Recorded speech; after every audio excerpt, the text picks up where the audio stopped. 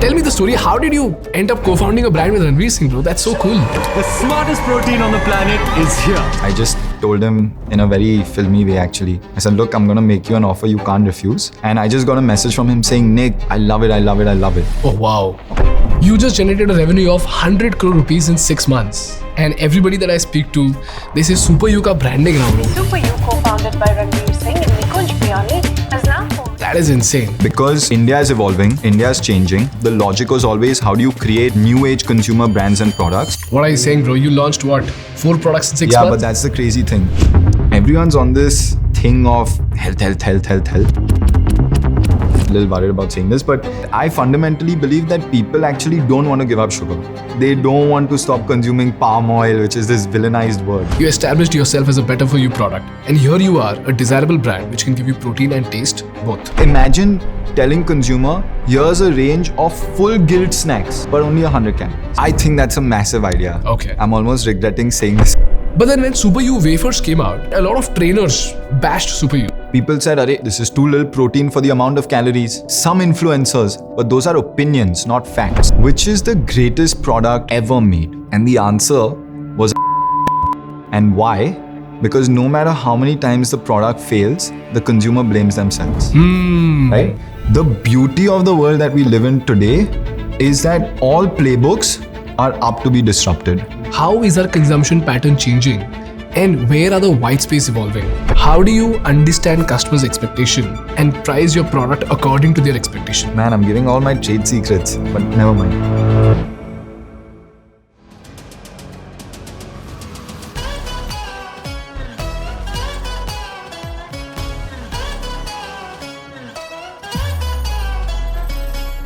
Before we go any further, a big shout out to our education partner Odoo. Now, if you've been thinking of launching an online store or if your current one feels like a total headache, listen closely because this can change the game for you. In today's world, we all know that if you're not online, you are practically invisible.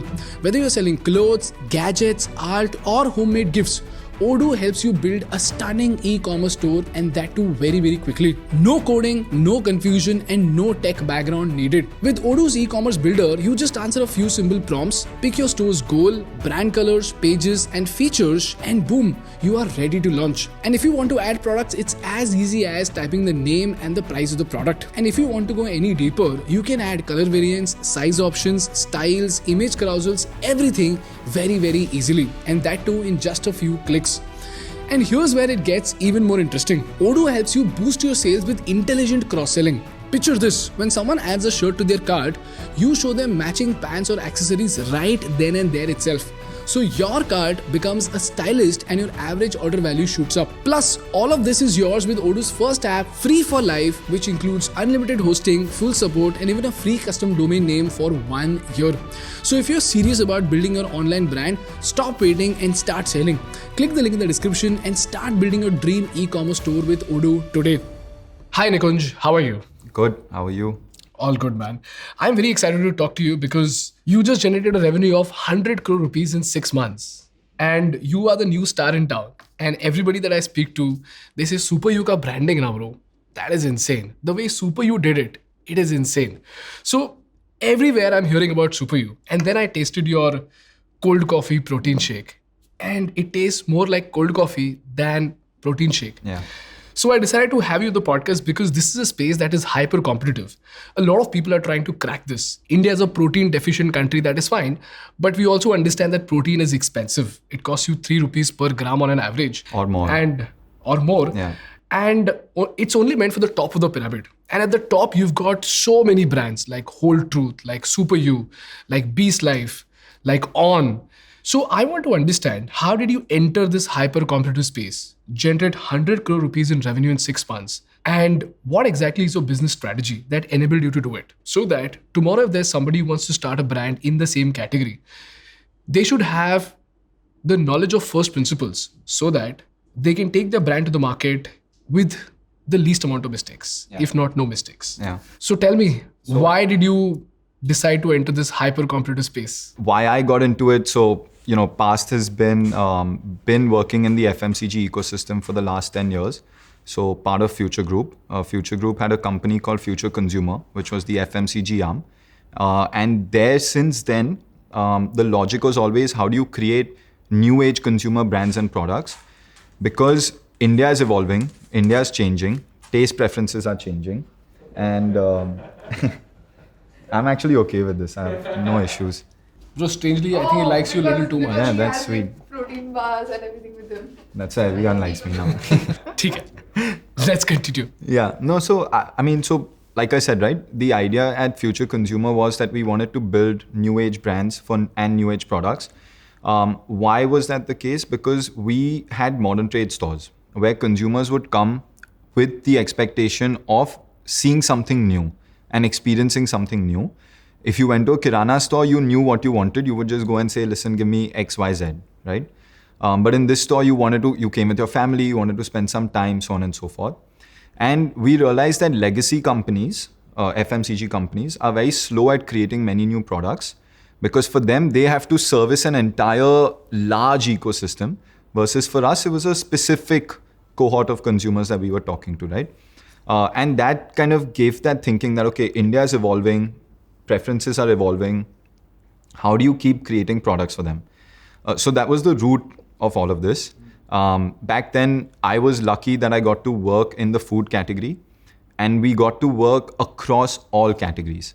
So I worked across everything from biscuits, namkeens, sweets, chocolates, noodles. There was nothing that we left out, like tea, coffee, juices, everything. And the reason why I consider that lucky is because I got so much exposure to the entire food FMCG ecosystem. We were also very lucky because we got to work with some of the best guys in the business. So for example, we worked with Bikaji and Bikano for namkeens. So they were our manufacturing partners. We worked with Pladis, which the brand they run is McVitie's biscuits. They helped us make biscuits. We worked with Cremica for biscuits. So I got a lot of exposure to how these big FMCG companies are operating, everything about the ecosystem, right? And then fell in love with it, obviously. And that's the only thing I truly understand, right? So I always knew, even post-COVID, that I wanted to continue building something in the food FMCG space because that's what I had the most amount of exposure to and learnings with. I know you asked me before the podcast, but I care deeply about health and fitness. Used to do long distance running, always football's first love, and always been very active. So I've always had this kida ki somewhere or the other, I'll find a way to mix those two worlds, to combine those two worlds. And then this idea came to me saying, again, the next shift now post-COVID for consumers, there was a large attention on health. And within health, there was this whole thing that I believed would get built of better for you, right? And I realized that that's a very, very interesting space with the right time. So that was the rough idea that I had when I started putting it down on paper. Wasn't as concrete as what SuperYou looks like today, but we figured there. And then we really got started working on brand. What should it be? What should our unique narrative be? How will we differentiate? We asked ourselves these tough questions as well. And within that, we realized that, in the better for you spectrum, you can get more specific. So owning protein as a narrative. And by the way, this thinking started much before protein became the buzzword. So we just realized that, okay, this might be interesting. And the thinking there also was about balance. So who said that all our snacks today should be over-indexed on carbs and fats? Nobody set those rules, right? So my thinking was, we're not like trying to force you to consume protein. We're just saying that if your snacks were a little bit more balanced, it's just better, right? So we're not against carbs, we're not against fats. We're just saying there should be carbs, fats, and some protein. So our products aren't designed to be only protein. And neither is our narrative as a brand, right? So that was where the idea kind of fell in. And obviously there's a parallel stream to all of this, which is my conversations with Ranveer and how Ranveer became a part of all of this, which I'm happy to share with you in detail. But that's how I got to this stage of kind of building out this brand. Understood. Nikunj, since you were at that vantage point, where you were exposed to multiple categories under the future group. I want to understand, where is India heading? How is our consumption pattern changing? And where are the white space evolving? Yeah. So again, I think that there's a lot of change happening. So today, if you ask me, I know from the outside, it seems like it's super crowded. And there is some truth to that. There's this line that somebody had said, right? That it's never been easier to start a brand and it's never been hard to sustain one. Never been harder to sustain one. So that's true. Barriers to entry are as good as zero. You and I can start a brand now in the next 30 minutes if we really want to, right? Yeah. But I think what's happening is that there are also so many white spaces because demand for new products is at, in my opinion, an all-time high. The only difference here is that when you use the word India, it becomes too broad-based. So I would say that demand for 7 to 8% of India is very high. So 7 to 8% of India wants many, many categories, wants many, many new age products, has the exposure and the willingness to pay a little bit more, right? And within this, you'll find multiple trends. For the rest of India, it's not as much, right? So the rest of India, let's say like the other next 20-25% is still getting to consume certain value-added products, right? And you see this in the classic biscuits or any category you pick, you'll see this, right? So they have the trend of like, let's say biscuits from 100 rupees a kg, Parle-G and stuff. And then going up to all your cream biscuits where, let's say the most premium cream biscuit is at 300 rupees a kg. And then you have those chocolate-filled biscuits, which are like 500 rupees a kg. So you'll see that kind of premiumization happening with the rest. And then the others are still kind of not learning, but consuming more and more packaged foods, but at lower price points, right? So moving beyond staples. So beyond your dal, atta, chawal. So my point being that like the rest of them are still learning a lot of consumption on packaged foods, right? Though I will like double click on that 7 or 8% because I think that it's crazy the amount of white spaces there are. And I think everyone assumes like the only trend that exists in the food space is health and better for you. But I don't agree with that. It's just the most marketed segment at the moment. It's the most marketed segment with a certain cohort.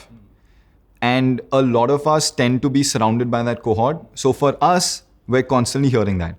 But I could argue and give you many examples of the opposite being true. So for example, let's say ice cream. And I'm saying with sugar, with refined sugar, with palm oil, with everything. There is a massive amount of demand for that as well in new forms. So the old boring ice cream of the legacy players converted into just a new fun way of consuming it, right? And there's massive demand for that. So it's not only on the health spectrum, there's actually demand getting created on all spectrums. There are so many white spaces that we've identified that I'm itching to launch. We're gonna do it slowly. We're not gonna do everything on day one. Okay. Can you help me trace this trajectory? Because I'm trying to find a way to understand how can an entrepreneur look at gaps. For example, Saurabh from Lahori Jira told me that the gap that they identified was that I asked him, why do we need another soft drink brand in India? And he mentioned something very specific. He said that in China, the consumption of soft drink is at 100 liters a year. The world average is 45 liters, whereas in India, we only consume 8 liters per capita per year. So there's a huge white space because with time, that consumption will go up. Another example of the same is Singapore. Singapore eats out 30 times a month on an average. Whereas in India, we barely eat out. I think the number is around 4 to 5. 4 to 5, yeah. Right? So there is a huge white space because the consumption by itself is going to increase. And as a result of that increasing consumption, there'll be multiple spaces that will open up for multiple brands, right? So help me understand the consumption space. Where are these white spaces? Just like I pointed out for soft drinks and eat out. Okay. One disclaimer. I'm not a big fan of comparisons of China mein ye ho raha hai to India mein ye hoega. Okay. Singapore mein ye ho raha hai to India mein ye hoega. Why US is that? mein Can ye you ho raha hai. explain? Because the consumer is different. Our taste preferences are different. Our GDP per capita is different. India is broken up a lot. Like I said, right? There's 7 or 8% of India that consumes a lot, behaves differently. 1% of India behaves very, very differently, much like Singapore. But the rest is not so much like that. So our exposure is different. So everything is different. So in principle, yes, certain numbers apply. that demand will grow. Supply creates demand. If there's more product options, right pricing, you can create demand. So my uncle, who's my mentor, he told me something that stuck with me. And this, I think he said to me when I was like 22 years old. And I had gone to him saying, I want to do this course in finance with some hedge fund manager. It sounded very cool, etc. And he kind of dismissed it by saying, go stand on the road, keep your eyes and ears open, and you'll learn more than you've ever learned. And the reason why I'm saying that is because I learned back then. I didn't understand it then, but I understand it now, which is that if you just observe everything happening, you'll be able to find those white spaces. And I don't mean only look at a certain cohort of consumers, but observe what's being spoken about, what's being written about, and everything, all encompassing. And then somewhere or the other over a period of time, you are able to connect the dots and see what those white spaces are. So that's one. And then I like to layer that with category numbers. Okay. So there are numbers nowadays that are widely available. And with a little bit of jugaad, you can speak to some people who may have exposure to certain numbers, because numbers don't lie. Okay. So you and I might feel that, look, around us, let's just say a random example, like hydration. Hydration is the next big thing. Yeah. And it's like blown up because you just see people doing fitness level things and everyone wants to talk about hydration now. So the answer there would be yes and no. Yeah. Yes, because yes, there are a certain amount of people talking about it, but no, because it's still too tiny. So then it comes down to the entrepreneur, right? Like, are you willing to kind of start small and then grow as the business grows, as the category grows, and then have patience for that? Or if not, then that category is not going to give you high top line at least immediately, because the market will still be too small. You can look at those numbers. Can we do this exercise for namkeen as a category? Since you've had that vantage point, let's take namkeen as a case study and help you understand where is the white space in the namkeen category. I haven't spent too much time thinking about namkeen. Let's take another category. So let's just say off the bat, right? If I had to, I think that definitely within like namkeen, their consumers, again, there's this thing of the new generation doesn't want to consume what the older generation was. Okay. So we don't want to eat the same bhujia sev. But are there ways of making bhujia sev more interesting and exciting to consume? I'd bet there are. Okay. Right? And I don't know the answer to that today, whether that's something as simple as flavors, whether that's portion control and pack sizes, that listen, sub 100 calories chalta hai.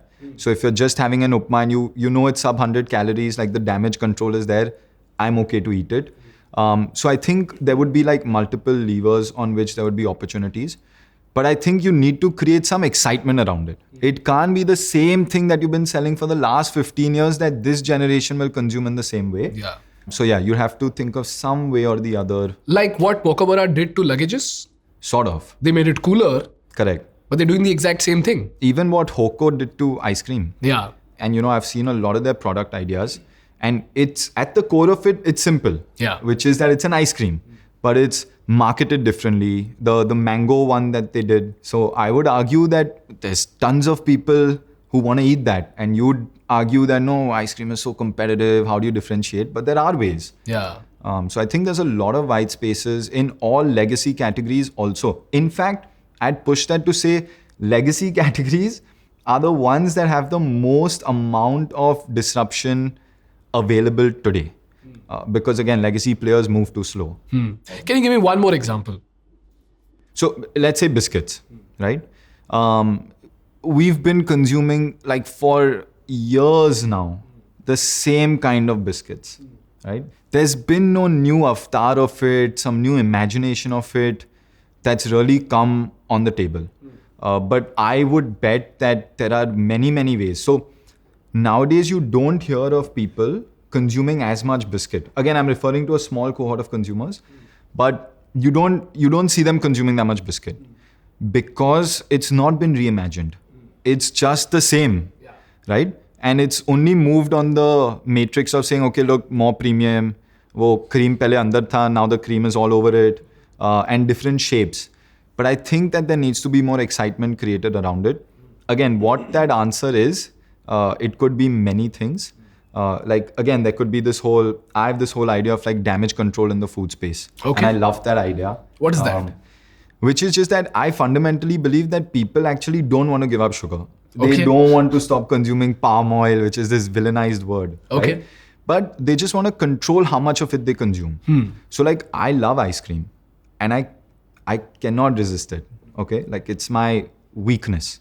But I prefer if I know that, okay, the ice cream that I'm eating, the damage is going to be controlled. 150 so calories. I won't eat it, sub 150 or whatever that number is for you. You know, I've worked out, I've burned 350, 400 calories. So I'm giving myself the leeway for 100 calories. So I think in that space, there's so much to be done. How biscuits gets reimagined, again, I don't have a specific answer for you, but I know that there will be tons of opportunities. We're working on something as well in that space. Okay. But not fully ready yet from a concept POV. Understood. So you're saying that there is a huge white space in the legacy categories for cooler products, newer products, better Reimagined. positioned products, Yeah. and with something as simple as portion control, which can act as a functional element to then push that product further. I think that's a massive idea. I'm almost regretting saying this on the podcast because it'll go now. Like imagine telling consumer, here's a range of full guilt snacks, not guilt-free, full guilt, but only 100 calories. Whatever you eat from us will be only 100 calories. I bet you there will be massive demand for something like that. That's actually very interesting, man, because sub 100 calories is guilt-free by itself. Yeah. Right? Because we all know that it doesn't really matter what you consume as long as your calories are in control. So sub 100 calories is perfect. Yeah. And look, we all, so again, I have this saying, right? That everyone's on this thing of health. And I believe there's way too few people who have this idealistic view of health. The way I like to say it is there's too few Brian Johnsons in India, right? You can count them on your fingers. For the rest of us, let's not forget that people don't look at a category independent of everything else in their lives. So life in India can be quite stressful, right? You're traveling a lot for work.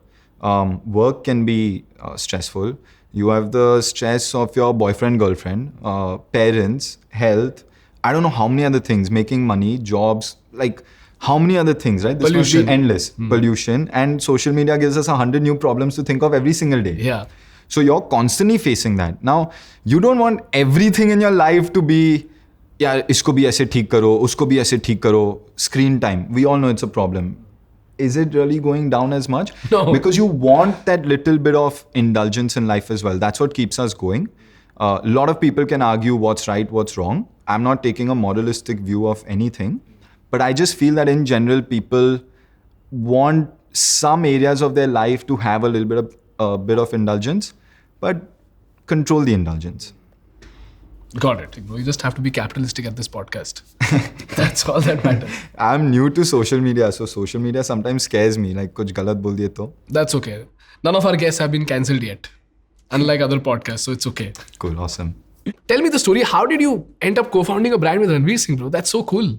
Yeah, I mean, it's a fun story actually. I don't know how cool it is, but it's a fun story. So, COVID, everyone was pretty free, couldn't go out as much. I love sports. I play anything and everything. Football is first love, but I play every sport. Ranveer, turns out, also loves sports and loves playing everything. Like, he's extremely passionate about it. Coincidentally, we live in the same building, the same residential complex. And we ended up playing a lot of sports together. And I think because of sports, I'd say we became acquainted, right? You really come to know who a person is on a court or on a pitch, because you have no option but to show your true colors. It's just natural. And that's how we met. That's how I got to know him. I got to know Ranveer beyond the movie star. And then when I was building this idea in my head, I was doing some research and I figured that like creator-led brands, like in other countries as well, have done something. But in India, maybe for whatever reasons, multiple reasons, that playbook has not been as successful. And hence you don't see as many creator-led brands.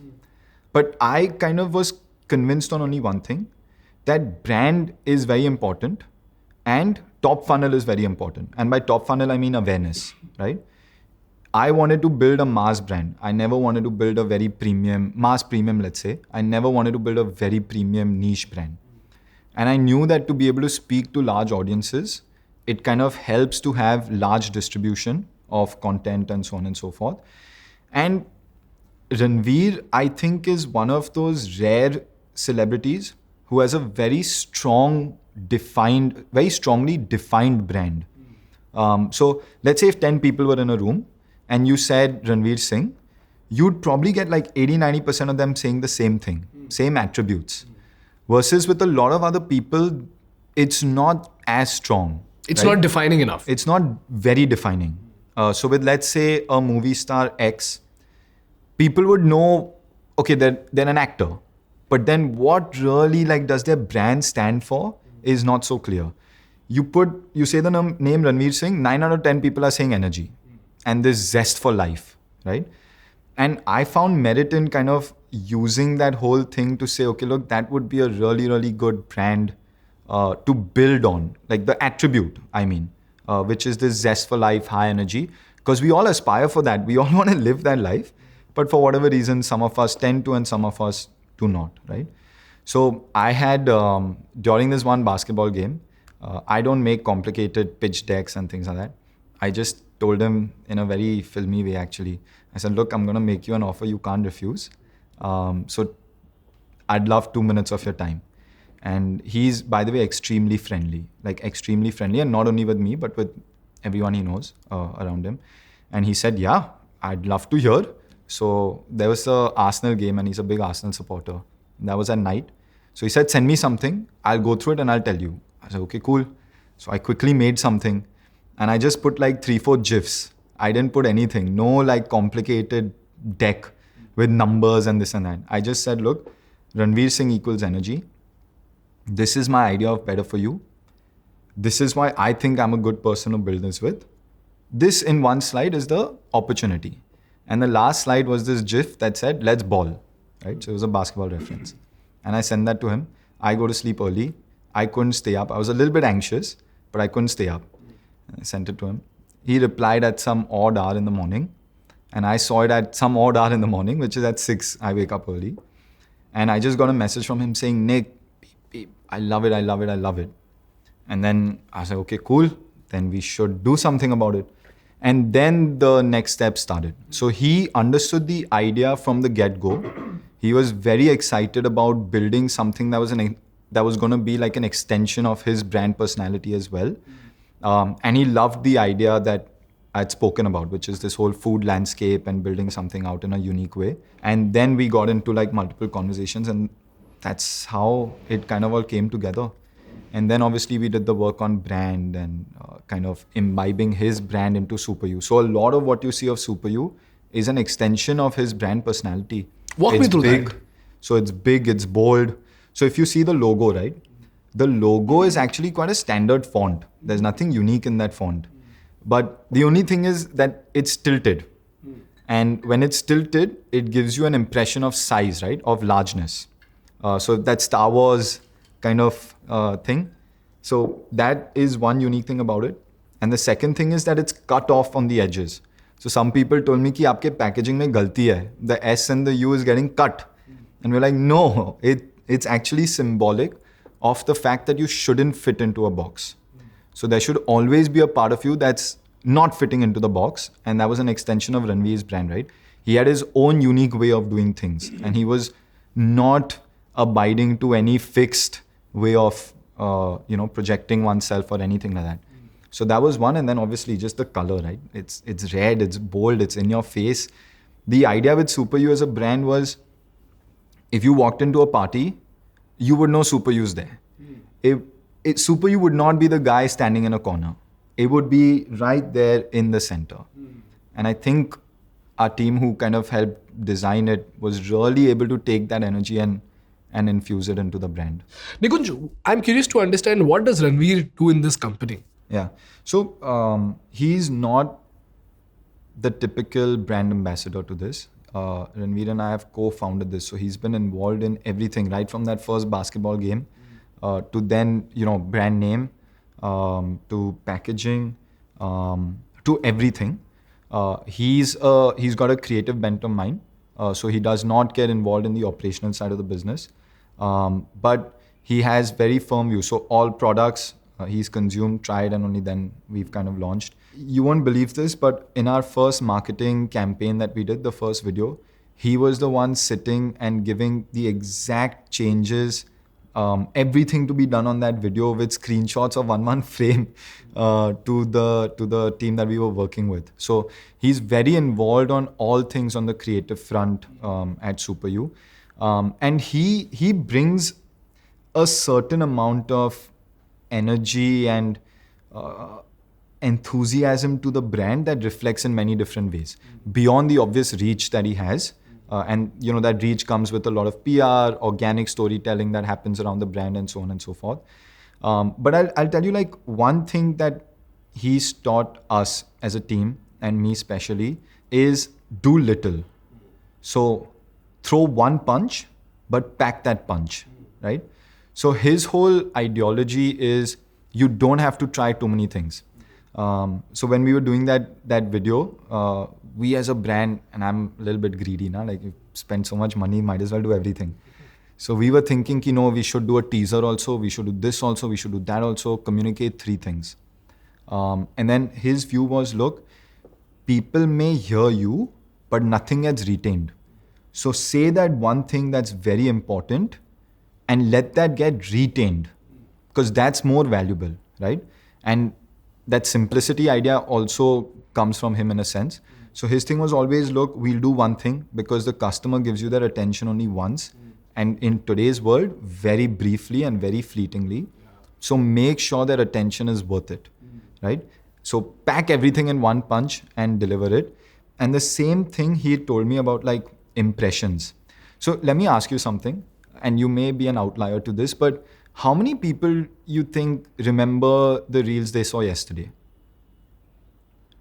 Like, I don't think I remember even one reel I saw yesterday. Okay, unless one really of them is out. insanely funny. Correct. So the point being, that's the exact point, which is impressions. And in a business, we go by impressions, right? Hey, listen, how many impressions did this get? But what worth was that impression? Was it an impression that will really leave an impression? Like, did it leave a mark? So we've now figured that the number in itself is not as meaningful. But the way something is delivered, did the message land in a very strong way, is more important than just the amount of impressions it got. So this is one big change that we've made internally on how we look at certain things. Got it. Let's speak about better for you category. Because until SuperYou came out, it was just white and black for me. Especially because I was also listening to my gym trainer. He told me that you should always consume the healthiest product in the market. But every time I tried that, I always went back to having ultra sugar, insanely palm oil rich products. And that sine curve was extremely disturbing for me. And that's when I discovered products like SuperYou,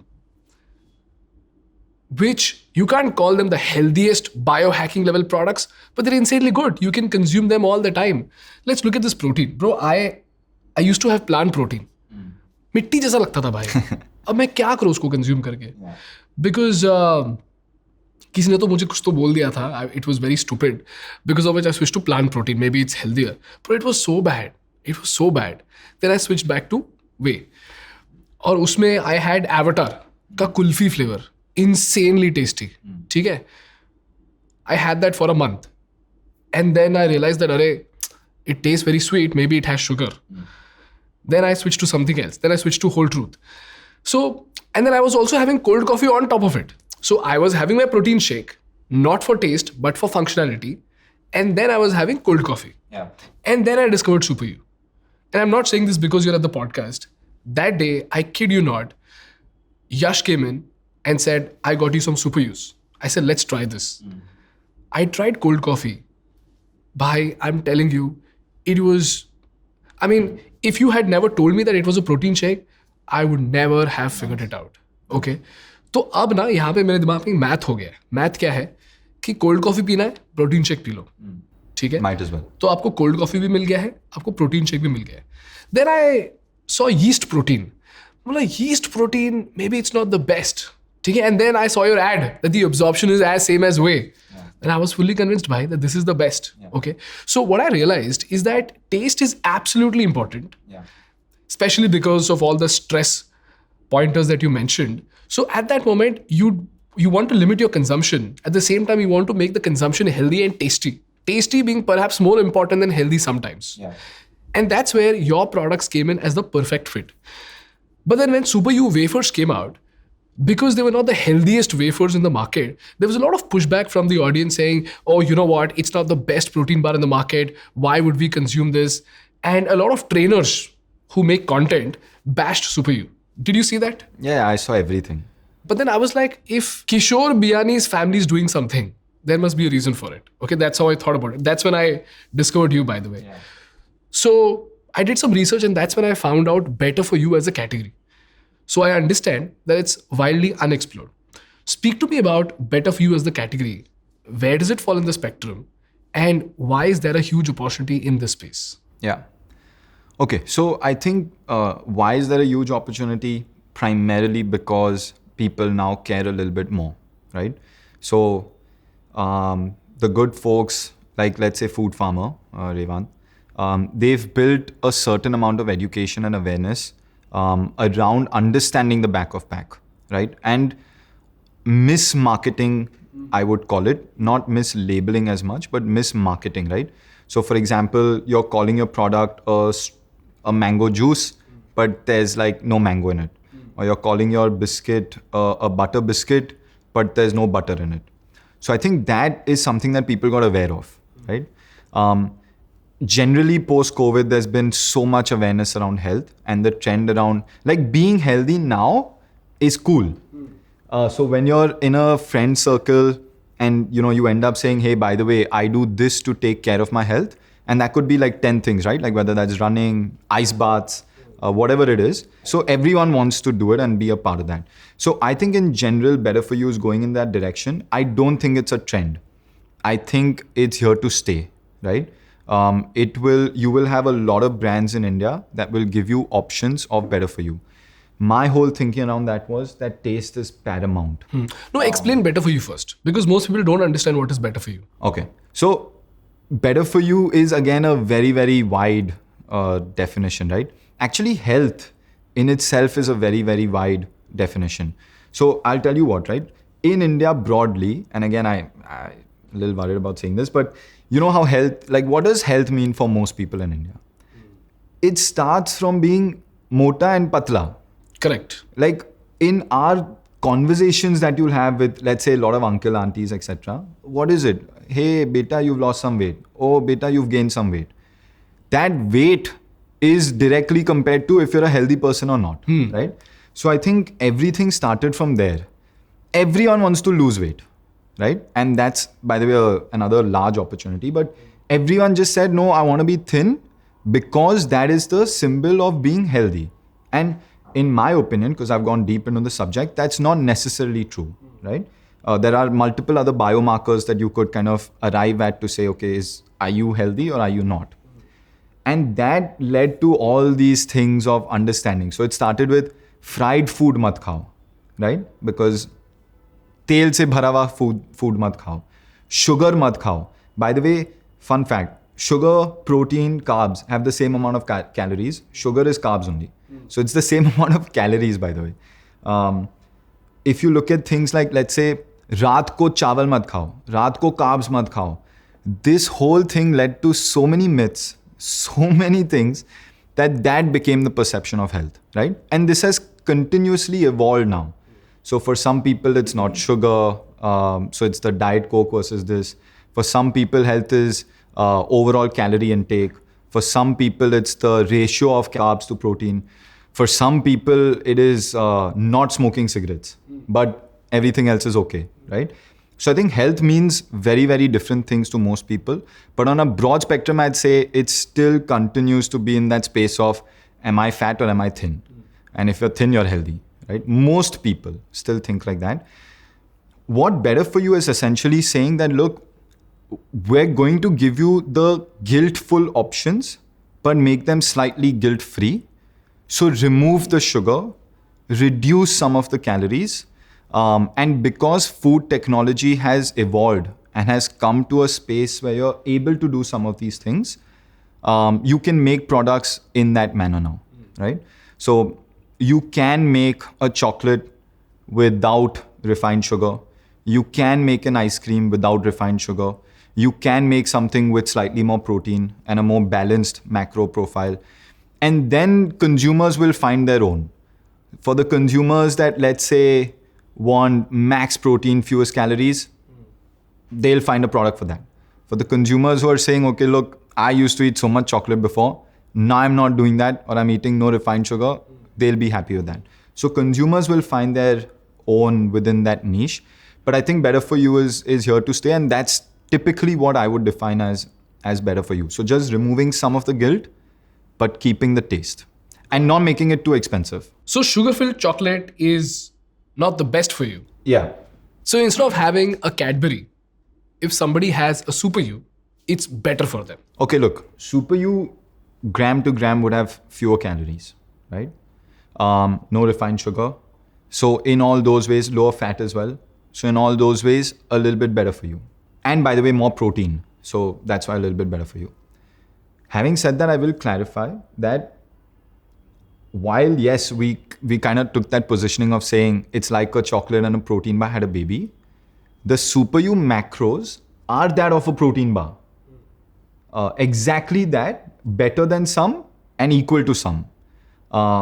So there was a lot of misconception around it. If you take a product that's saying it has 10 grams of protein and compare it to a product that has 20 or 30, you're comparing the wrong two things. So from that POV, like I'll give you an example. Some people said that we are 10 grams of protein for 185 calories. Okay, 180 to 185 calories. People said, "Arey, this is too little protein for the amount of calories." So we said, okay, cool. Then we mapped every single 10 gram protein bar that exists. And all of them are in the same range of calories. Everything from 170 to 200. And by the way, some are way more, going up to 250. So again, then who's to say this is not as healthy as the others?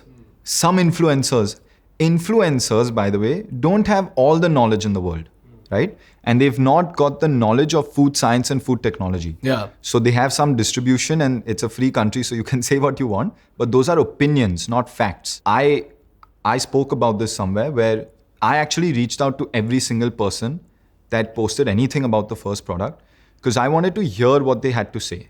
Because I'm all for constructive criticism, but if you're being destructive in your criticism, then I'd just like to have a word with you. And a lot of these folks would say the exact opposite to me when they spoke to me personally than what they would in the video. And then I realized that this is a game. You're saying something for the video because the video has to travel. If you take a moderate view of saying, oh, by the way, yes, this is just as all other protein bars, nobody cares. It's not exciting to hear that. So why not? And then obviously Ranveer makes for a great hook. So then why not take a shot at it? So interestingly, don't go by what all influencers say. Having said that, I should say that there's exceptions to everything, right? There are a few folks that actually take a very balanced view and paint the real picture. And those folks also exist. But a lot of them are just, talking trash for the sake of it. So I think, anyway, coming back to the point, better for you, very large spectrum. It can be across many things because for consumer, the definition changes. For some, it could be fewer calories. For some, it could be better macros. For some, it could be more protein. For some, it could be whatever else. Understood. Why did you choose wafers as a category? So two things. One was the consumer insight that I was talking about, which I'd seen around me.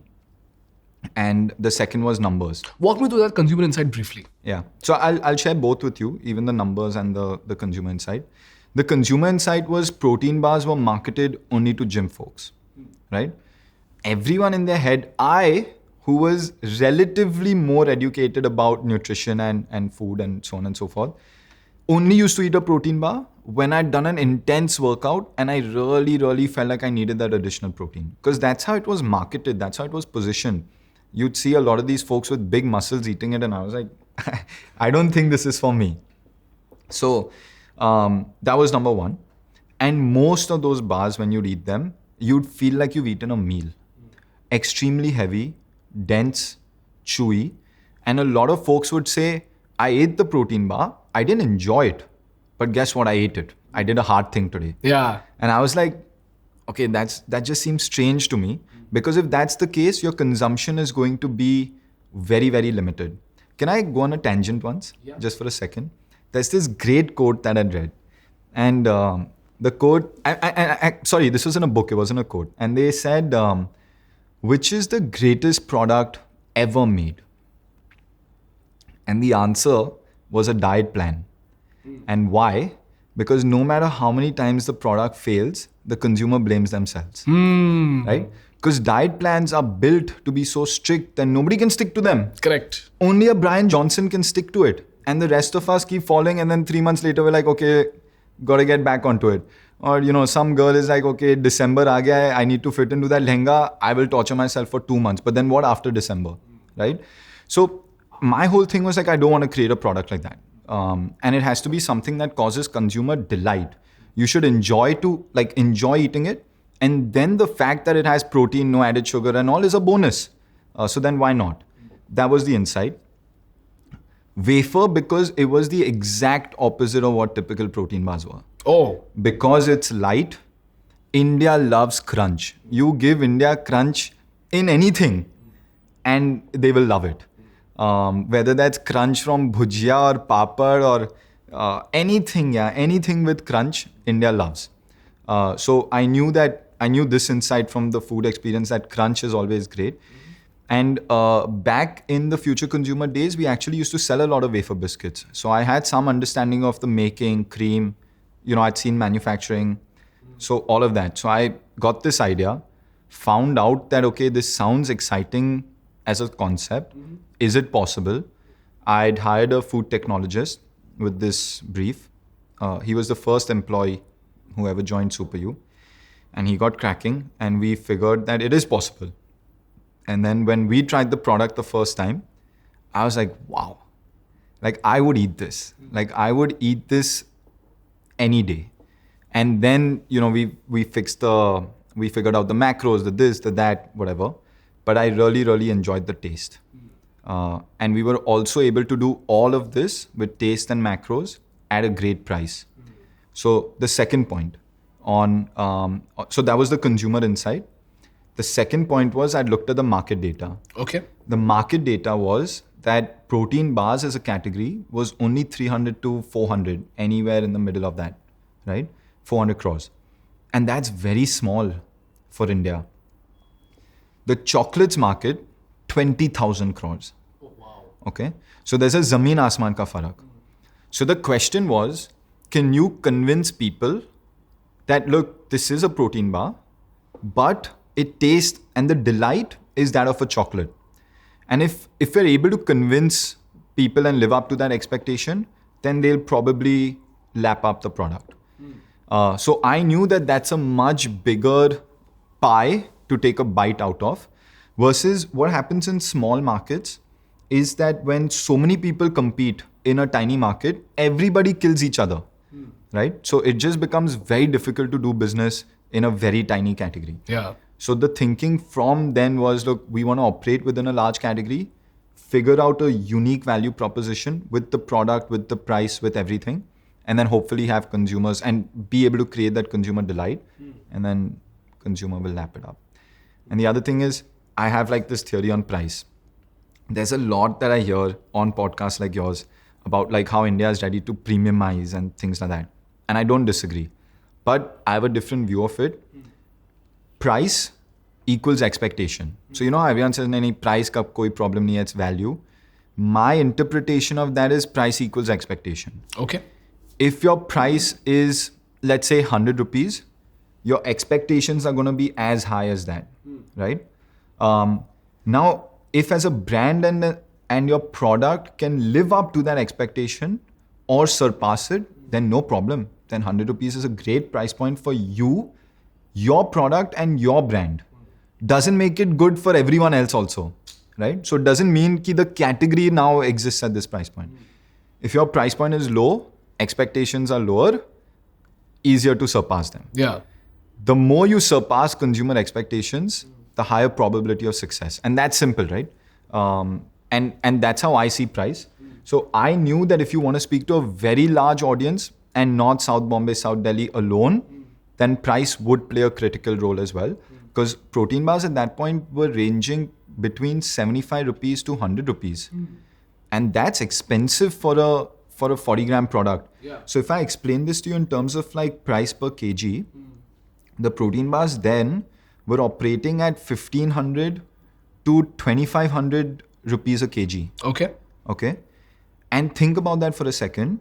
All other snacks in India operate less than 1000 rupees a kg. So chocolates operate at less than 1000 rupees a kg or that much, mass chocolates, right? Biscuits, 300 rupees a kg is considered premium. Yeah. So the snacking landscape, like potato chips, for example, 400 rupees a kg. Namkeens, 300 rupees a kg. So the whole landscape was in that price point. And then to be able to build very, very large demand for this would be difficult at that. So that's why that was this other thing that we have to make something that brings in the delight, innovates on product, but also feels friendly on the pocket. Can you give me the average price of a protein bar in the market today? And how is your wafer priced? So let's say for 10 grams of protein, most competition is at 75 to 100 rupees. We're at 60 rupees. As we speak, there's more than enough people who've copied the product. Okay. And they're also around 60 rupees. So I think at 60 rupees, it's the best priced. I don't think there's anything cheaper than 60 rupees in the market. So yeah, I'd say about the others are anywhere between that 75 to 100. Got it. Bro, just one clarification. You mentioned that the guest stated that India does not have a price problem anymore. What they intended to say is that back then, even if you delivered value, India was so price sensitive that they were optimized for price. But today, once you deliver value, it's easier for you to push up the price points. That's what I'm trying to say. You can meet an expectation of a consumer whenever. But like if the consumer doesn't want something at that price itself, then why are you creating it? Got it. And if you have created it, then work extremely hard to prove to them that this is worth your time and money. And that hasn't changed. That's what I'm trying to say. That has not changed. Oh, what do you mean by that? Consumers are still as price sensitive. They're still as price conscious. Nobody likes to overpay for anything. That's what I'm trying to say. If you convince me that, let's say, this glass is worth 200 rupees, my first question would be why, right? Because I'm assuming that I could get this glass from many places at a much cheaper cost. Okay. But if this brand was able to convince me very thoroughly that this was made from XYZ materials, made in this manner, is good for you, is good for the planet, and if I care about that, then I'd pay for it. Okay. But how do you explain people buying a 500 rupee jhumka at a mall, which they could buy at the street as well? No, then you can't. Then you can't. So for a lot of commoditized categories, brands struggle. They struggle to go price up because they're so commoditized. Okay. And that's where two things happen. FMCG brands, that's why they over-index on brand as much. Okay. Because there's a premium that you pay for trust and a surety that okay, this product will be good enough. Okay. So when you're buying a Britannia biscuit, you first thing is that this will be what it is. Yeah. There won't be any tamjam with this, for the lack of a better word, right? And then sure, you may say, I think this is expensive, I think this is not, whatever. Okay. And may choose to buy it or not. But at least there's that certain amount of trust. So let's say it's a jhumka. Okay. Now if a jhumka, there's a certain kind of consumer who will care. Ki no, I don't want to buy it from the street. I don't know, maybe the metal is not good. What if something happens to my skin? And if that's the problem, but if there's a brand that's saying, okay, look, it's very, very good. Nothing will happen to your skin. it's the best, whatever, it's the best design. And if that consumer values it, then they'll pay for it. You might have only few consumers who value it. For a lot of other consumers, they may not value it. Got it. So what you're saying is, so if I as a brand have to decide on value, considering the wide range of customers that I have, do you think the brand has to very consciously choose the values that it has to optimize on Yes. and then build on communication? 100%. Okay. How do you apply that to In SuperYou? fact, that's, I would argue, the most important thing. And I keep saying this, but as a brand, you have to pick a lane. Okay. You can't be everything to everyone. You just cannot. So we can't be a brand that's for Brian Johnson and for someone who wants to eat junk. We cannot be that. We have to be what we are, and then hope and pray that there's enough of those customers in India that want what we're delivering, right? And then we have to do a good job of convincing them that this is the best option for them, right? So, yeah, I mean, in short, just how we do that with SuperYou is the same thing. Our core proposition continues to be very, very high quality product that's better for you with a good ingredient profile, a good macro profile at good pricing, right? Without putting a hole in your pocket. That's our value proposition, and all our products, we will endeavor to deliver on that proposition. Got it. What is the framework of brand building, Nikunj? I could go on this forever, but like in simple, I think it's about standing for something, Okay. right? And then holding your ground to it. I think a brand cannot be everything. What do you stand for? So we stand for better for you snacks that deliver on taste and aren't too expensive, right? And now we have to be able to deliver that consistently. And that's how we will become a brand. So it's beyond the logo, it's beyond the marketing. All of those are building blocks. They're all pieces of the puzzle. But at the core of it, it's you're setting an expectation with the customer. If you can just live up to that expectation consistently, time over time over time, you become a brand, right? A Parle-G is a brand because since the last 20 years, whatever you've expected from eating the Parle-G, it's delivered to that expectation. It's been what it's told you it is, right? And what you expected from it, more importantly. So for me, it's primarily that. Just what expectation are you setting, and are you able to live up to it consistently again and again and again? And then there are, of course, many, many other pieces of the puzzle, which is everything from what do you stand for, how do you communicate that, how do you market that, how design, brand design, logo But design. how do you do that? Walk me through that process, no? Because brand is such a subjective thing. Brand value in general is such a subjective thing. Seth Godin put it so well. He said that if there are two products kept on the table, brand value of A over B is the amount of money that you would pay extra for A as compared to B. Yeah. So, I mean, Seth Godin put brand value in an objective way, but what is a brand? How do you build a brand? Again, so Ganesh, my only answer, and I like to simplify these things because I, again, no MBA degree. But think about it from your POV. Let's shift from consumer brand. To me, who is Ganesh as a brand, right? It's someone who's very, very curious, inquisitive, asks a lot of questions, and loves to go deep into things. That for me is Ganesh as a brand. Okay. Right? I would argue that a lot of people think that about you because of one reason, which is across all your podcasts, you have done that one thing consistently again and again. So if I saw Ganesh dancing in a podcast, it would lose credibility of Ganesh. Okay. Because I don't expect that from you. What I expect from you is to ask really insightful questions and go deep into a subject so that that other person talking can, bring out some value for me. But if Ganesh starts talking about how you're a sports person all of a sudden or care about skincare, the two don't go, right? And that's what a brand is. Imagine if Tanmay Bhatt stopped being funny. Would you listen to him as much? And that's why even if he talks about something like AI, he has a very, very smart way of delivering that, which is very on brand for him, which is through humor. And that's his brand. So for me, a brand is setting an expectation and delivering on it again and again and again and again and again. right? And at the core, that is what it is. Then there's, of course, all these nuances. So it has many pieces to this puzzle of what a brand is. And that is things like logo design. And those things are what are actually pretty subjective. That's where I'm coming to. And you established it very well when you said, what is a brand? A brand needs to answer two questions. Who are you and what do you offer? Okay. Now, how do you reflect that with your logo, with your packaging, with your product? Yeah. So look, I'm no guru on that. Okay. I'll be honest. For the first time in my life, I thought that, yaar, ye jo brand banega, ek baar banega life mein, I will spend the money. And the reason why I'm saying this is because there are experts that understand this. Some experts tend to charge a lot of money. And I wanted to bite that bullet. So we went to someone who is an expert at this, who've lived and they live, breathe this subject.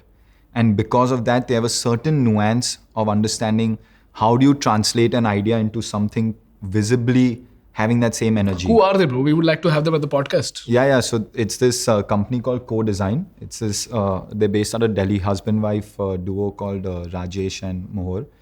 Very, very sweet folks. And they were able to understand the idea and bring that to a logo design, right? And that's their artistry. Now, in the world that we live in today, some would say, hey, listen, AI.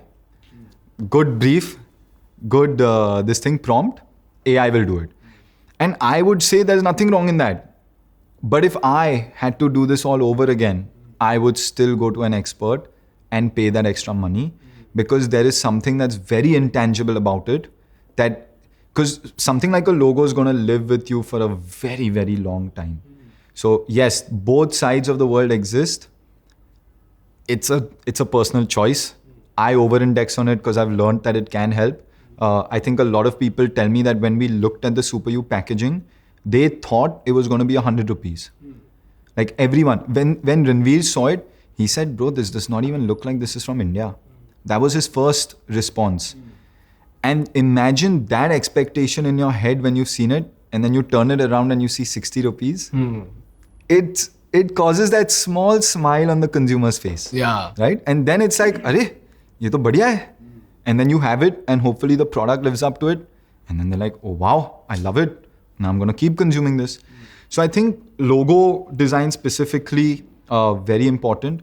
And I can't overemphasize the need for being able to stick to brand guidelines. I'm smiling while I'm saying this because I was the opposite person earlier. Achha. Yeah. I didn't value it enough. Okay. I was like, क्या होता है यार, थोड़ा सा ये font change हो गया तो क्या हो गया? Just use it. Now it's okay. Speed is important. But no, I realized that it's very, very, very important. But how did you realize that? Just by doing it and seeing how it reflects and observing that very, very closely. Like when we do something in a different font, you may not realize it off the bat, but somewhere or the other, there's this thing called neuro-linguistic programming, right? NLP. Somewhere or the other, in your mind, it changes the perception. One small instance here and there is not going to change it. But if that becomes a habit, if you consistently start doing that, it's going to reflect. And if you're not consistently the same thing, then you're confusing as a brand. And by the way, that's the single largest reason for why you can't take one brand and put it into any category and expect success. And this applies to so many things. Like name the industry, name the category, and you'll see this. Someone who's an expert at, let's say, biscuit may not be at namkeen, even though it's a big enough brand. That is so interesting. Because you can't deliver on everything. Yeah. You have to set that expectation and then stick by it. And that's why a lot of companies have a multi-brand strategy, right? HUL has multiple brand strategy because they want to cater to different expectations of customers. Yeah. A customer who wants to clean their clothes with like the best of the best. A customer who doesn't want that. And a customer who wants something very cheap. And because they're a company of that scale, they need to cater to that. So then they use a different a multiple brand strategy, because the same brand can't say, मैं सबसे सस्ता भी हूँ and by the way, I'm also the most expensive. Because the who are you changes. Exactly. Can you imagine a car from Mercedes in 10 lakhs? No. But the company could have another brand that could serve your car in 10 lakhs. Brian Johnson is another example of a great brand, right? He stands for life. Yeah. The tagline is don't die. Yeah. And anything and everything that he does is to prevent you from dying. Exactly. So it's not necessarily one category. It's what you stand for. As in, people don't buy what you sell, they buy why you sell it. And you can have multiple what's under that hood. Correct. Right? Now tell me, Nikunj, how did you go from wafers to chips bhai? And the chips are so tasty. I'm glad you're saying that. Okay, so here's the SuperYou playbook for category. We only want to operate in categories that have large demand today, existing demand. And my pitch to consumer is, I'm not changing anything. You wanted to eat a chip because you like the crunch, you like the flavor, the savory, the salt, the whatever. I will give that to you. You will not have to make a sacrifice in your expectation from a chip. But my value addition on top is that I will do that in a way that's also healthy for you. And now I'm hoping that enough people care about it, right? So for us, we've already agreed on the categories that we long-term want to be present in. We don't want to get into category creation. So a good example of that is we'll never launch a protein croissant, for example. Okay. Because I don't want to teach India how to eat a croissant. कि इसको ऐसे खाते हैं, वैसे खाते हैं, here's why it should fit into your life, use it like this, use it like that. That is a job for the legacy companies, because frankly, that requires a lot of patience and a lot of money. A lot of money. It's like when you think about Kellogg's convincing India to eat breakfast cereal with cold milk. And then realizing कि 20 साल चले गए, but Indians want hot. Their mornings do not start with anything cold, no matter how much you try. And then they design the product to also work with hot milk, right? So we cannot, as a young brand, I don't think any young brand can do category creation alone. So our thing is, there are these large categories. So biscuits is a 50,000 crore category. Namkeens is a 40,000 crore category. Chips and related are another 25,000-ish crore category. Chocolates is a 20,000 crore category. And there are a few others, right? Like instant noodles and one, two others. Can we find very innovative solutions to multiple of these categories in the form of product that delivers on better for you without putting a hole in your pocket? If the answer to that is yes, and we can genuinely innovate on product in that manner, then you will see it from SuperYou at some point or the other. So that's the direction that we're going in. And that's why chips was the natural this thing, because our first product is on the sweet palate. India loves the savory palate. And we knew we needed to cater to the savory palate as well. And chips is a large enough market. We were able to crack the product. Just by the way, at any point, we're working on 6 category products. So 6 product categories at any point from a product development point of view. I have the next 6 categories already ready. But it's just a question of when do we launch it, how do we launch it, etc. So we just felt when we consumed the chips ourselves that, okay, this seems like it hits the spot. And then that's when we decided that we want to launch. But just to give you context of direction, it was basis market sizing and knowing that, okay, like I said, all legacy categories are open to disrupt. It's just a question of who figures out what and how. Got it. So the playbook is pick a huge category, a guilty category, make it healthier, price it better, make it tastier, and launch. For SuperYou, that's what it is. Okay. Got it. Bro, आपके chips में ना एक special बात ये है कि I always wanted more मसाला. ठीक है, तो फर्स्ट आई हैड लेस, सो बहुत कम मसाला होता है, हवा ज़्यादा होता है. देन आई हैड बालाजी, उसमें मसाला थोड़ा ज़्यादा होता है, और at least the perception is the same. Then I had SuperYou का tomato and cheese. Tomato is my favourite. Bro, it had so much masala. Then when I actually went back to Lay's, I felt like the masala was too less. So the masala optimization, was that deliberate? No. I'll be very honest with you. Look, we make product. India may taste palate varies so much. So I'm happy that you like the cheese tomato. It's our 3rd selling flavor. Oh shit. I get First a kaun lot sa hai? of Blue I get wala? yeah. So top is masala, second is sour cream and onion, third is cheese tomato, and fourth is pudina. I get so many, a lot of my friends and family who meet me say they love the pudina the most. And then I go back and look at the numbers and I'm like, why doesn't this reflect, right? But because taste can be highly subjective. Again, taste in a food business is one of those things. You want to be in that bracket. Ki love and like ke beech mein. You just can't fall below that. What I mean by that is, some people will not love the cheese and tomato for the exact reasons that you love it.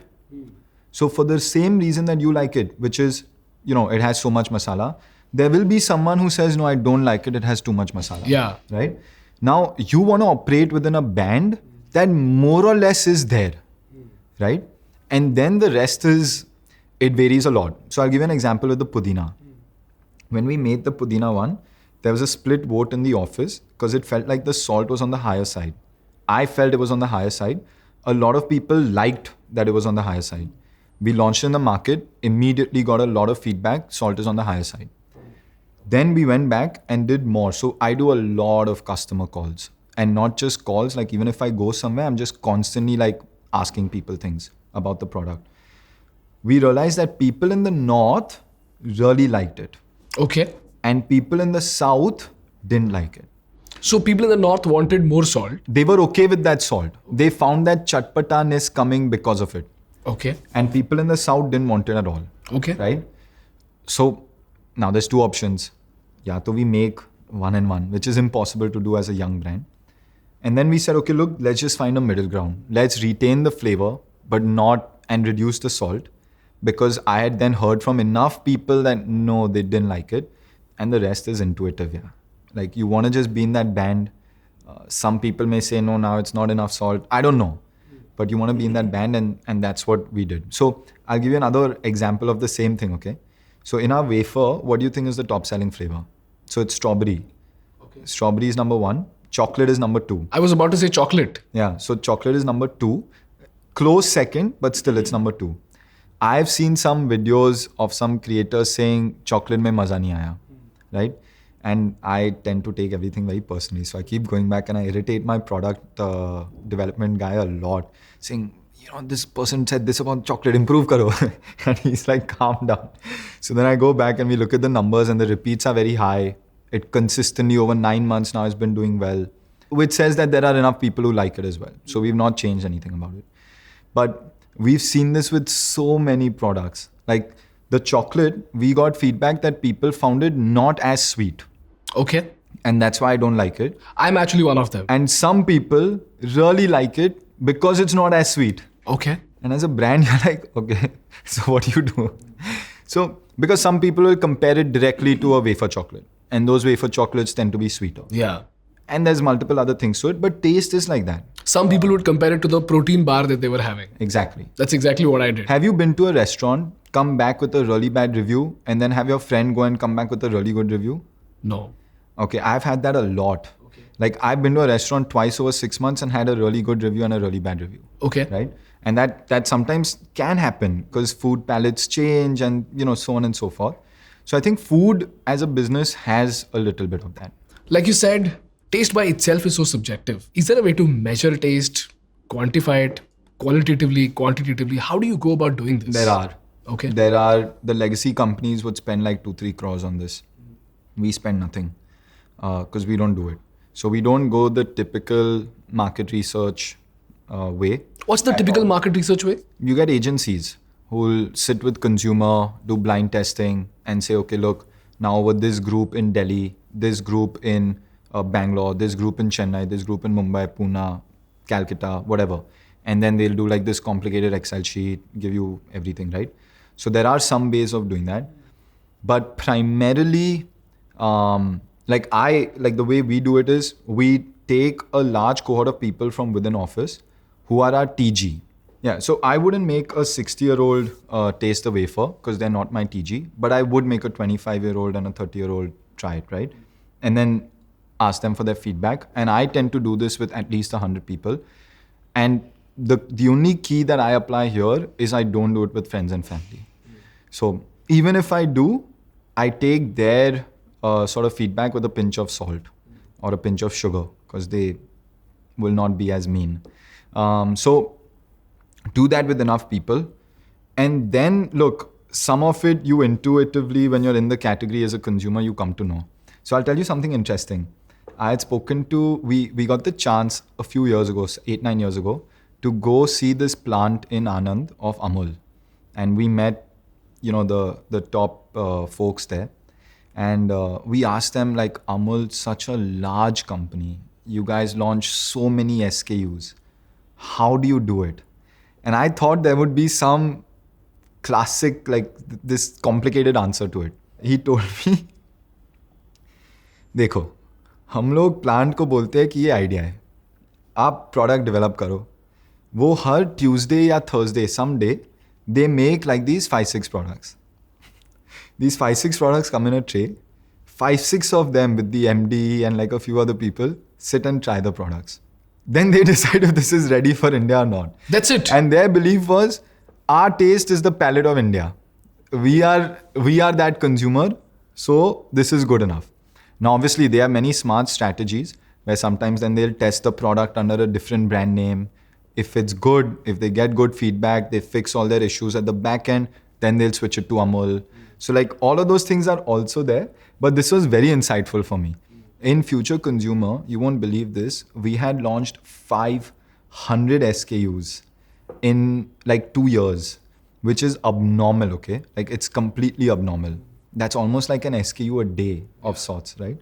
And like one of the meetings that we'd done was, we'd got everyone in the team, we'd put like 20 products, everyone tried a product. We said, option A, hands up. Option B, hands up. Wherever we got more hands up, we launched. Now, there is some amount of science to this, but then there's also a little bit of just like, you should know that you're operating within a band and there's always going to be some variance. You have experts. So your product development team, they use a lot of these techniques to figure out organoleptics and things like that. So there has to be a certain amount of fat, a certain amount of XYZ for a product. It should be easy to go down.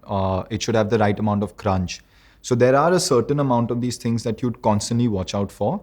But if you've been doing it long enough, it becomes a little bit intuitive as well. So now while we do that, we're also okay to go ahead much faster without spending on agencies and then being receptive to what the market is saying. So Pudina, for example, is now with less salt. Okay. We kind of got that feedback, made the changes, did some trials again. We feel it's at the right place now and we're going to stick to that. Got it. How do you develop new products? Except after identifying a category. Let's say you've identified this category कि मुझे अभी chips बनाना है. ठीक है? So what's the journey from market research to a fresh sample? Yeah. So for me, it's number one is, like I said, my first hire for SuperYou, when we didn't even have the company registered, by the way, was an expert in product development. The reason for that was because, again, I genuinely believe that there is something that when people spend their entire life doing it, they become an expert at it. And you can't become that expert. So no matter how much I know about it, I can't do the job that my product development person does, right? So we apply 2 layers. So one is there's a very strong brief around what I want, right? That brief is communicated with my product development head and with a potential manufacturer. So what we do is all our manufacturing currently is third party. So we work with very few people who we really like, trust, and whose facilities and all we know are like world class. So we'd go to them with the brief and then we'd collaboratively say, okay, look, this is the brief. How do we make a product for this? And then we'd like kind of get sampling going and so on and so forth. And that process, depending on the complexity of the product, can take a month to 6 months, right? Because you may want to tweak many things, cost. Food is that kind of business where you can make a product and then you might as a layman say, okay, I think all we need to do is change this, just a little bit. But to make that little change, everything changes. Correct. Right? So it's one of those. So it can take some time. That process is time consuming. And then we work collaboratively. Because a lot of the product manufacturers know their machines better than any of us do. So they know that, okay, on this machine, I know what I'll be able to deliver. So there is a certain amount of science, and then there's a certain amount of art to it, which is like, why can't we try this? Like, okay, I'll give you a good example. So with the chips, when we were making them, we're doing baked chips. Baked stuff has not done very well in the market, primarily because we don't use fat, we're not frying it. So the fat content is lesser. Now, man, I'm giving all my trade secrets, but never mind. Someone's going to copy this product anyway. So when you use fried chips, so I'll give you with context, right? So fried potato chip, 14 to 15 grams of fat. SuperYou, 3 grams. That's 80% less because we don't fry the product, we only bake it.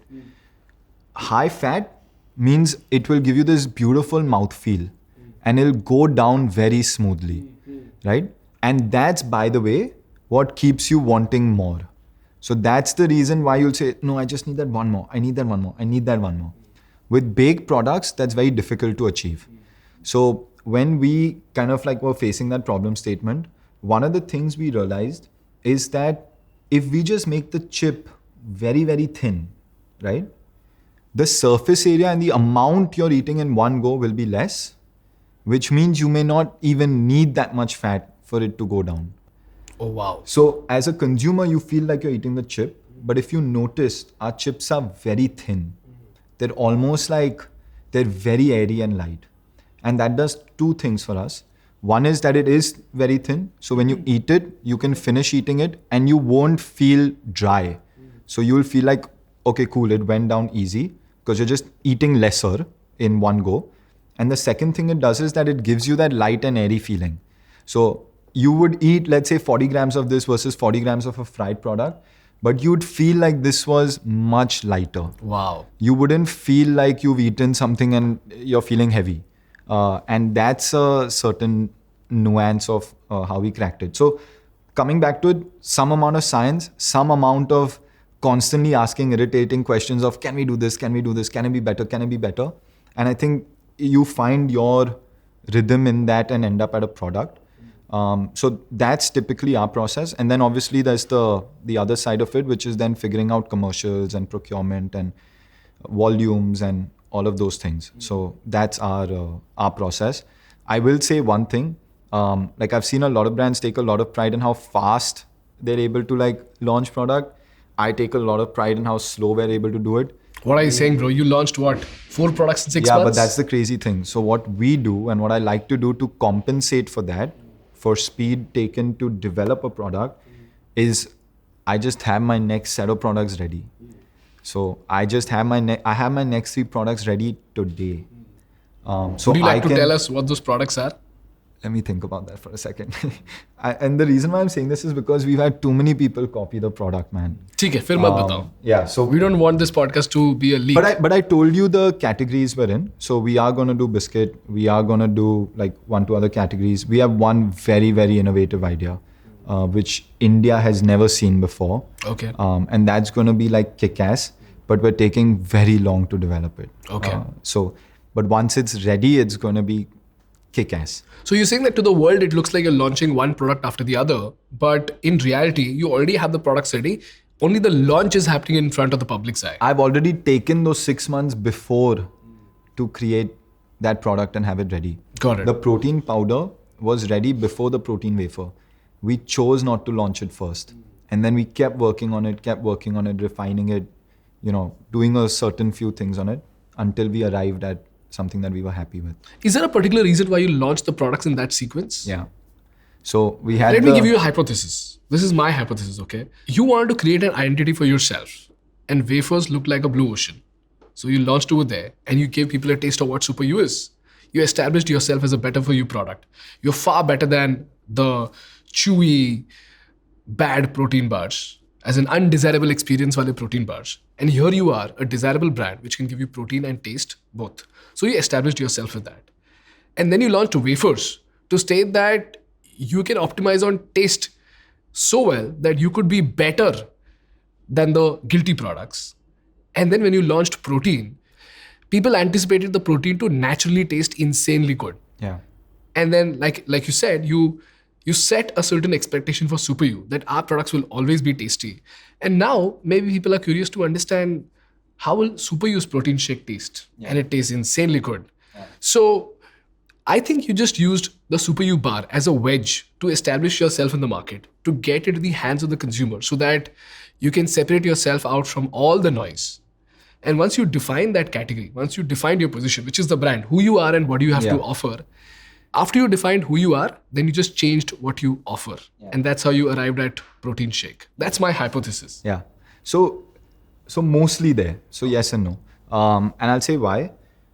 Like I said, we had 2 protein bars ready. Even the second one was really good. And a lot of the team wanted to launch that first. But I wanted to launch the Wafer first.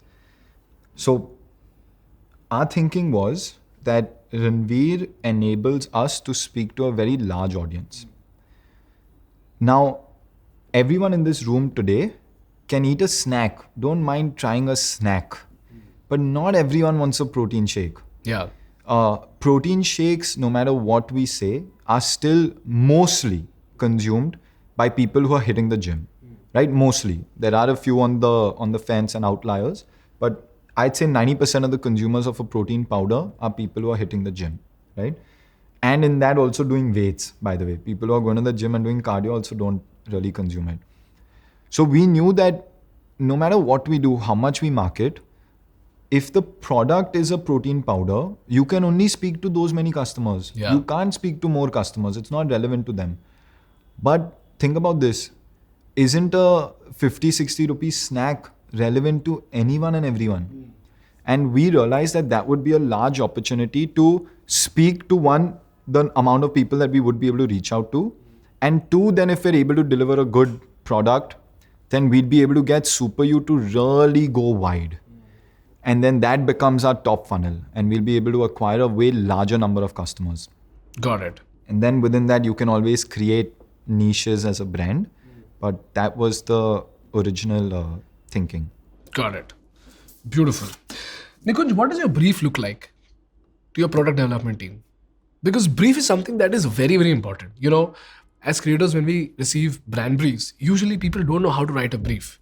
And today when I write a brief to my product team, it is extremely complicated because I just tell them something and they're like, give us the brief. And the brief is so complicated to write because you have to be crisp, you have to be to the point, and yet you have to be articulate. So it's a very difficult thing to do, right?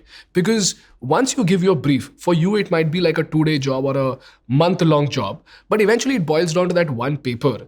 And that one paper will decide what your team is going to do for the next 2-3 months, right? So you can't let it go to waste. How do you write a great brief? Yeah, I'm the worst person to ask this question to. Okay. And the reason for that is, and I will admit it, I'm not good at writing briefs. Okay. The reason why I was laughing when you were talking about it is because it's my wife's pet peeve with me. Okay. So my wife and I don't work together, but I obviously take her help on all things content and marketing. And I just call her and say, just do this, yeah. This is the thought. Just figure it out. And she's like, I need a brief. I don't live in your head. Nobody lives in your head. You tell me what you want. Better the brief, better the output. And then that stuck with me. So now, even though I'm not very good at writing briefs, I've figured out using ChatGPT or someone in my team to put briefs. But I do strongly believe and advocate that a good brief is everything. Because it sets direction with everything on paper.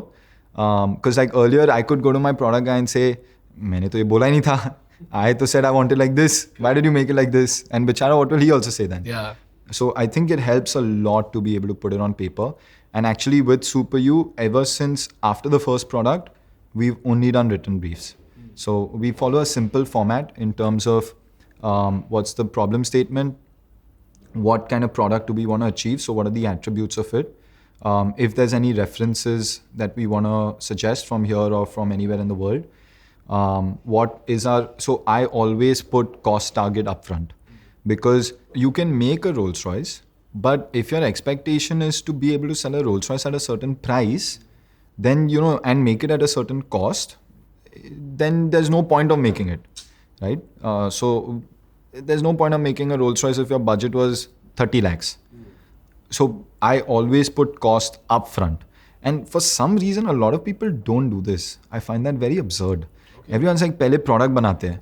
But I find that very, very absurd because you can do that work, use ingredients that allow you to achieve something, be happy with the product, and then realize there'll be no market for this, right? And then go back and do that work again. So there's a little bit of back and forth on that. And then obviously there's like the smaller things of pack sizing, grammage, this, that, like what are the main things we want to achieve? So I'll say I want 10 grams of protein.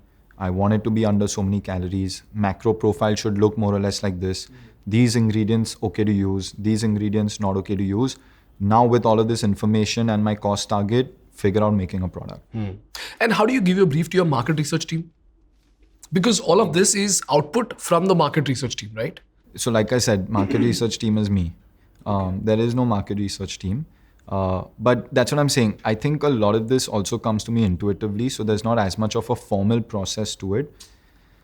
Yeah, I'm just in it throughout now. That's amazing, bro. By the way, my wife tells me the same thing, right? Yeah. So I can resonate. Yeah. I need a brief. Vishwani will be very happy to see this section of the podcast. Saiful, I'll just quickly summarize what we learned from this podcast. So you can just correct me or add something in case if you missed out on something. Firstly, you guys generated 100 crores in revenue in just 6 months. And this podcast is basically decoding that playbook. You mentioned that India is evolving and there are new age brands that are coming out. And there is a huge scope for multiple brands to be created, even in the legacy category. And this is where we spoke about better for you. If you look at the categories that you've disrupted, you have not created a category, you've taken an existing category and you've cracked it. For example, when it comes to wafers and chocolates, you saw that the protein segment is about 300 to 400 crores. But then the segment of chocolate is a 20,000 crore market. So you realized that there'll be a lot of people who would want to migrate from just eating chocolates to eating chocolates with a bit of protein. And that's where you found your gap in the market. And that's where you mentioned how SuperYou wafers are different from other protein bars. And this is the consumer insight that you picked up on, which is the existing protein bars in the market are heavy, chewy, and they have an undesirable experience when people consume the protein bar. The very fact that they feel like an accomplishment when they have a protein bar says that it's not a very desirable experience. Yeah. And that is the reason why you made a light, smooth, and delightful product which can cater to these customers. Yeah. And the same thing also applies for your protein shake as well. Usually protein shakes are heavy and it almost feels like a task to have a protein shake. Whereas you have this cold coffee flavor and chocolate flavor, and having the cold coffee flavor feels almost like having cold coffee. So it's protein shake for delight and not just protein shake for health. And while speaking of that, we also spoke about the disruptions that are possible in the existing category, the legacy category. And here's where you spoke about spaces being available for cooler brands, newer brands with better positioning. And if they can be a bit more functional, it will work insanely well here. And here's where we spoke about the sub 100 calories category. Yeah. Then we spoke about how do you price your product. And you broke it down very well by saying that your price is determined by the expectations that you set in the mind of the customer and how you fulfill those expectations. Then we spoke about how do you set these expectations. And those expectations, the values, could be broken down into two categories: tangible values and perceived values. Tangible values as in how much protein, what is the price, what are you offering for that price, how much quantity are you offering. Whereas when it comes to perceived value, it could be as simple as a compliment from a salesman all the way to the logo, the positioning, the place where you sell, and so on and so forth. So you have to crack both tangible value and perceived value, which will then get you the price. For example, you mentioned the impact of packaging in SuperYou. It almost looks like a foreign product. It looks like an expensive product. But when you see a 60 rupee price point, that's amazing. Delight. So value proposition is a function of two things: tangible value and perceived value. Then you broke down price as a function of two more variables: cost and competition. And that is pretty basic, so we didn't go deep into it. Yeah. And then we spoke about what exactly is a brand. Brand is a function of two things: who are you and what do you have to offer. And this is something that you'll have to define at the table. Now, how that will be communicated is something that you must leave it to the experts so that they can do it.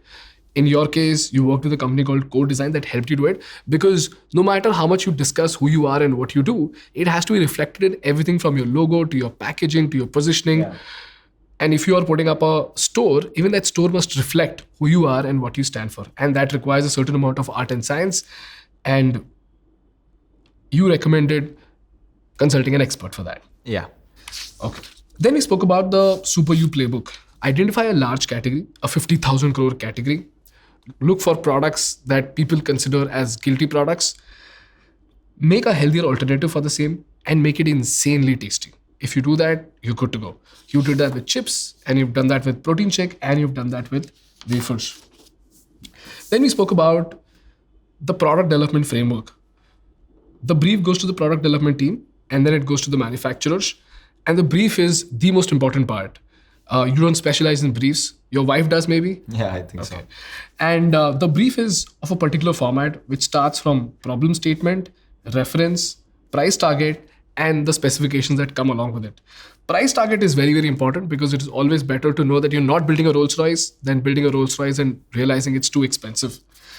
And then you give out this very important lesson that it is always important to have less products and have your entire team focus on those products instead of launching too many products and then scramble with it.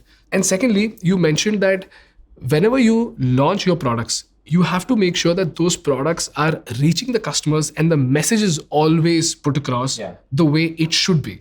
Because many times you decide how the message must be put across. The message may look like it's being put across very well, but the customer may not be getting the message. So make sure that the message is always put across, because in this noisy world, attention is very, very costly. When you get it, make the best use of it. And then we spoke about taste, as to how North India's taste is far different from South India. And when we spoke about your framework of how do you crack taste, you simply mentioned get your TG, make them taste the product, and with time you will learn. Or you can spend 3 crores into hiring an agency. But you choose to do it simply. That's amazing, bro. You were extremely articulate yet simple. बहुत ही बढ़िया था, bro. Loved it. Thank you so much, man. Thank you so much for having me, man. Anytime, bro. I used to watch Think School. Your first video is not even podcast. My sister and I would share notes on specific things. Oh, wow. And it used to become dinner time conversation. Oh, really? Yeah. That's amazing, we man. used to Thank you so use much. that as one of those key. We've shared one that we found interesting, and then at dinner discuss and debate. So I've been watching it since then. So it's nice to be on this side. That's amazing, bhai. SuperYou makes my favorite protein shake, I must say. And I've never said that to any other guest who's come to the podcast, bro. Thank you. But you genuinely make great products, and I'm so happy to see that somebody's solving for this problem. I just hope you go on to build like 1,000 crore, 10,000 crore, many, many zeros further. And you got to kill 10,000 it. crore is okay, 1,000 crore is okay. I'm just hoping we build a 17-18% EBITDA business. That's amazing, bro. That's All the what I best. care I'm about. sure you will do it. Thank you, brother. Cheers, bro.